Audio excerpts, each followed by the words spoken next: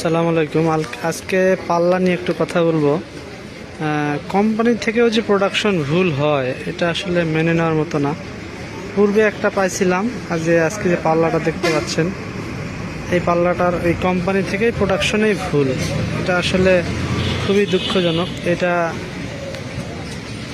আপনাকে আমি দেখাচ্ছি কোন কোম্পানির পাল্লা। এই যে এটা এখানে রাখা আছে, ঠিক আছে।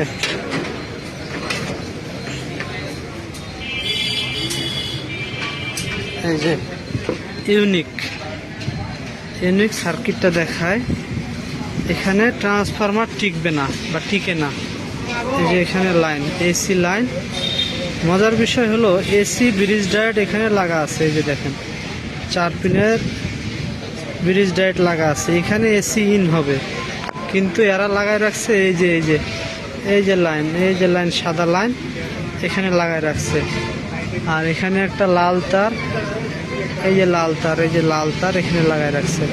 কিন্তু এই লাইন দুটো হওয়ার কথা ছিল এখানে স্টেপ ডাউন ট্রান্সফরমার দিয়ে এসি আউট হয়, এসি ব্রিজ রেকটিফায়ার দিয়ে পিওর ডিসি হয়ে এই সার্কিট পরিচালনা করে, ঠিক আছে। তো দেখেন এখানে কোনো সোল্ডারিং করা নাই, কোনো প্রকার সোল্ডারিং করা নাই। আবার আপনারা ভাববেন যে তল দিয়ে, দেখেন তল দিয়েও সোল্ডারিং করা নাই, ঠিক আছে। এটা কিভাবে মেনে নেওয়া যায় বলেন? এটা আমাদের মতো টেকনিশিয়ান যারা আছে তারা যদি বুঝতে পারে, তাহলে কোম্পানির এত ইঞ্জিনিয়ার তারা কি করে। এখানে ইন্ডিকেট করে দেওয়াও আছে, আপনি এখানে টোটাল ডিটেলস দেওয়াও আছে। কানেকশন দুটো এখানে হবে, লাগাই রাখছে এখানে। ধন্যবাদ, আজকে এই পর্যন্ত।